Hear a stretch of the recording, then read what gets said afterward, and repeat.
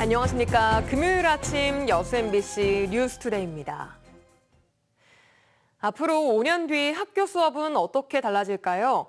교과서와 연필은 사라지고 인공지능과 로봇, 모바일 기기들이 학생의 맞춤형 수업을 돕습니다. 지금 여수에서 열리고 있는 글로컬 미래교육 박람회에서 가장 주목받은 미래교실의 모습을 유민호 기자가 취재했습니다. 장난감 레고로 만든 로봇이 책상 위에서 재활용품을 분리수거합니다. 학생들이 직접 코딩한 프로그램에 맞춰 로봇팔이 움직입니다. 모둠으로 앉아 인공지능을 활용해 쓰레기와 환경 문제를 토론합니다. 오는 2030년 교실의 모습을 그대로 구현한 글로컬 미래교실입니다. 교과서와 칠판이 아닌 인공지능과 모바일 기기, 로봇 등 디지털 기술이 수업을 돕습니다. 이번 글로컬 미래교육 박람회 핵심 콘텐츠로 모두 6개 교실을 박람회장 안에 구축했습니다. 박람회 동안 수업이 없는 시간에는 교실 안에서 기자재를 작동시키고 내부를 둘러볼 수도 있습니다. 다른 교실에서는 특별한 만남이 이뤄졌습니다.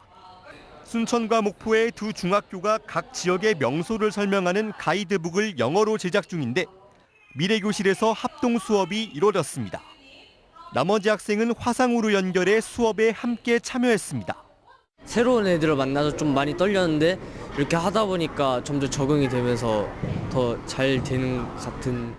소규모로 진행되는 데다 인공지능과 카메라가 학생의 표정 등으로 성취도를 측정할 수 있어 교사가 맞춤 학습을 제공할 수 있습니다. 아이들이 모두 다 각자의 태블릿을 가지고 있고 각자의 노트북이 있으면 조금 더 이런 에듀테크를 활용한 미래교실 구현이 좀 더 빨라질 것이라고 생각합니다. 전남교육청은 박람회 기간 축적한 데이터와 성과를 분석한 뒤 미래교실 설치를 확대할 계획입니다.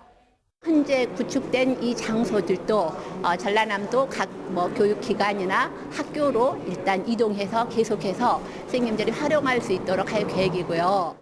장소의 한계를 넘어 세계 어디든 연결할 수 있는 미래교실이 소멸 위기에 처한 지역 교육의 해답을 제시하고 있습니다. MBC 뉴스 유민호입니다.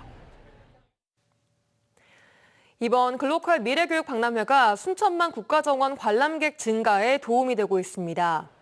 순천시는 그제부터 여수에서 열리고 있는 글로컬 미래교육 박람회 참가한 학생들이 순천만 국가정원에 잇따라 방문하면서 그제 하루 학생 방문객만 1000여 명에 이른 것으로 집계되고 있습니다. 특히 순천만 국가정원에 방문한 학생들은 올해 새롭게 선보인 우주, 물, 원시의 순천만의 이야기를 담은 첨단 미디어 아트쇼, 스페이스 브릿지, 시크릿 어드벤처 등 디지털 콘텐츠에 큰 관심을 보인 것으로 나타났습니다. 교육부와 한국대학교육협의회가 어제 내년 의대 정원을 확정 발표했지만 전남도가 건의했던 2026학년도 전남권 의대 정원 배정은 언급되지 않았습니다. 교육부와 한국대학교육협의회는 내년도 의대 정원을 올해보다 1,497명 늘어난 4,610명 선발하기로 했고 전남대의 경우 내년 의과대학 정원이 기존 125명에서 163명으로 늘어나며 이 중 지역인재 전형은 선발 비율이 78.8%로 전국에서 가장 높습니다. 한편 전남도는 이번 정원 발표에 2026학년도 전남권 의대 정원이 포함되지 않았지만 공모 절차를 예정대로 추진해 올해 안에 교육부에 전남 국립의대 신설대학을 추천할 예정입니다. 제22대 국회의원 임기가 어제부터 시작됐습니다. 시민들의 선택을 받은 전남 동부 지역 국회의원들도 지역 현안 해결을 위한 활동 계획과 함께 포부를 밝혔습니다. 문형철 기자입니다. 전남 동부 지역에서 유일하게 재선에 성공한 주철현 의원은 여수를 국제적인 해양 도시로 만들고 여수 광양항을 활성화하겠다는 포부를 밝혔습니다. 민주당 여순사건 특별위원회 위원장을 맡게 된 주 의원은 22대 국회에서 발의할 1호 법안으로 여순사건 역사 왜곡을 저지하기 위한 특별법 개정안을 꼽았습니다. 여순의 한을 풀고 역사를 바로 세우고 먼저 가신 분들의 명예도 회복하는 그런 일에 최선을 다하도록 하겠습니다. 여수 을지역구 조계원 의원은 여수 관광을 보다 활성화하고 섬 박람회에 대한 정부 지원을 이끌어내겠다고 밝혔습니다. 또 총선 1호 공약으로 여수형 기본사회를 내세웠던 만큼 이와 관련된 법안을 발의하겠다고 설명했습니다. 더불어민주당 차원에서 기본사회 관련 공약을 8가지를 이미 준비를 하고 있습니다. 세부적으로 보완할 수 있는 부분은 좀 역할을 할 수 있도록 하겠습니다. 교육위원회를 지원한 김문수 의원은 순천대 의대 유치에 힘을 쏟겠다고 강조했습니다. 과거 서울시의회 교육위원장을 지냈던 김 의원은 지자체가 학생 인권 조례를 폐지하는 걸 막기 위해 학생 인권법을 발의할 계획입니다. 상위 법률이 없기 때문에 학생 인권 조례를 폐지하고 있습니다. 다만 또 교권도 보호해야 되기 때문에 동시에 추진하려고 합니다. 산자위를 지원한 권양엽 의원은 철강 산업을 지원하기 위한 특별법 개정안을, 문금주 의원은 농산물 최저가격 보장을 위한 법 개정안을 22대 국회 1호 법안으로 발의하겠다고 밝혔습니다. 지역에서는 개혁신당 천하람 의원에 대한 관심도 적지 않습니다. 비례대표로 국회에 입성한 천 의원은 순천대 의대 유치와 함께 지방 거점 국립대를 육성하는 데 주력하고 정치 개혁을 위해 선거법 개정을 추진하겠다고 설명했습니다. 중대선거구제 도입의 문제라든지 대선에 있어서 결선투표제의 도입이라든지 좀 다각도로 선거제도 자체를 잘 살펴볼 생각입니다. 이와 함께 지역 국회의원들은 지역 균형 발전을 위한 공공기관 유치와 SOC 확충, 신산업 발굴에 힘을 모으겠다고 강조했습니다. MBC 뉴스 문형철입니다. 광양만권 경제자유구역청이 중국 칭다오와 상하이에서 전자상거래 관련 물류와 소비재, 자동차 부품 제조 분야의 투자 유치 활동을 전개하고 있습니다. 광양경제청은 지난 26일부터 중국의 국제적 항만도시인 칭다오와 아시아 최대 금융시장인 상하이를 방문해 항만공사와 합동 마케팅 사업의 일환으로 광양항과 광양항 배후단지, 경제자유구역, 세풍 배후단지 등을 홍보하고 중국 내 잠재 투자기업 발굴과 컨테이너 물동량 유치에 적극 나서고 있습니다. 경제청은 특히 중국 전자상거래 관련 물류와 소비재 관련 분야의 투자 유치를 위해 칭다오 코트라 무역관, 상하이 교통대학교 등과 지속적인 네트워크를 유지해 나가기로 했습니다. 여수 율촌면 신풍리에 LPG 배관망이 구축됩니다. 여수시는 산업통상자원부가 주관하는 읍면 단위 LPG 배관망 구축 사업 1차 대상지에 선정됨에 따라 율촌면 신풍리에 내년 말까지 19억 원을 들여 LPG 배관과 저장 탱크 등을 설치할 예정이라고 밝혔습니다. LPG 배관망을 이용하면 개별 용기를 사용하는 것보다 가스 요금이 최대 40%까지 절감됩니다. 부족한 주차 공간 때문에 기계식 주차장을 설치한 건물들 지역에도 꽤 많은데요.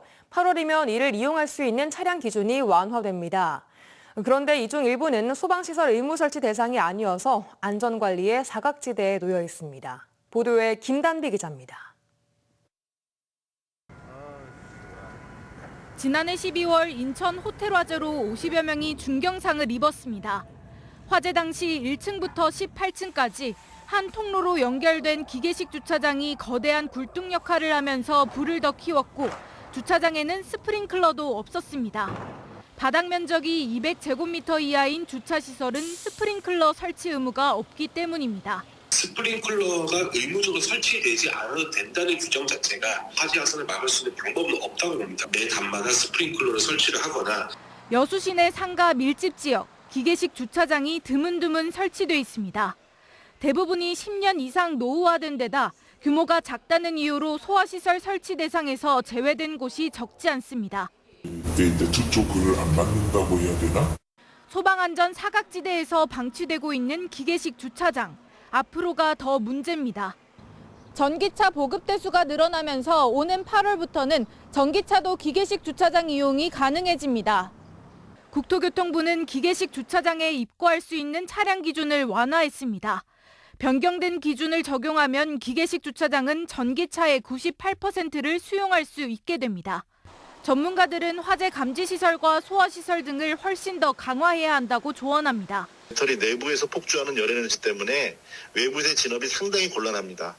수십 대를 이렇게 켜켜이 쌓아두는 기계식 주차장에서 전기차를 입고할 때는 앞으로 더 기술적인 발전과 고민도 있어야 합니다. 기계식 주차장에 대한 소방시설이 강화돼야 한다는 목소리가 커지고 있는 가운데 지난해 전남에 설치된 기계식 주차장은 298곳에 이릅니다. MBC 뉴스 김담입니다. 제22회 고흥 녹동바다 불꽃축제가 어제부터 다음 달 2일까지 시작, 도전, 꿈, 희망의 불꽃이란 주제로 화려하게 펼쳐집니다. 올해 축제는 고흥 관광의 중심지인 녹동항 일원에서 700대의 드론과 멀티미디어 불꽃쇼가 녹동항과 소록도의 밤하늘을 화려하게 수놓을 예정이며 용해의 승천과 인기가수 축하 공연 등 특색 있고 다채로운 프로그램으로 진행됩니다. 축제 추진위원회 측은 소록도와 하나도에는 녹동항만의 스토리가 있는 차별화된 축제가 될 것으로 기대하고 있습니다. 자연적인 활동이나 개발 행위 등으로 해변이 사라지는 연안 침식이 갈수록 심각해지고 있습니다. 잇따른 침식에 문을 닫는 해수욕장이 느는가 하면 관광시설물들도 무너져 내리고 있습니다. 그 현장을 서희령 기자가 다녀왔습니다. 유네스코 생물권 보전지역이자 울창한 해송숲으로 유명한 신안 증도 우전해변. 관광객들의 발길이 이어지던 해안가 산책로 일부가 무너져 내렸습니다. 해변 곳곳에는 이렇게 해안 침식의 영향으로 뿌리까지 뽑힌 소나무들이 쓰러져 있습니다. 가로등은 엎어져 모래에 파묻혔고 우수관로 등 다른 구조물도 깎여나간 비탈을 따라 그대로 노출돼 있습니다. 인근의 또 다른 해변도 사정은 마찬가지입니다. 바닷가 근처 언덕까지 깎여나가면서 해안가 도로 옆은 아슬아슬한 절벽이 돼버렸습니다. 인공 구조물로 인한 파도 흐름 변화와 온난화로 인한 해수면 상승, 잦은 태풍 등으로 인한 침식이 갈수록 심해지는 겁니다. 해년마다 그게 가중이 됐겠죠. 이러다가 도로까지 침범하겠다 싶을 정도로 좀 심해요. 지금 현재 모래 양보다 2m, 3m가 정도 더 있었는데 지금 현재는 그 모래가 다 사라지고 다 깎여가지고 지금 해수욕장이 그 갯벌만. 환경운동단체가 지난 2월부터 2달간 전국 주요 해변 54곳을 현장 조사한 결과 30%가 넘는 18곳에서 이 같은 2m 이상의 침식면이 발견됐습니다.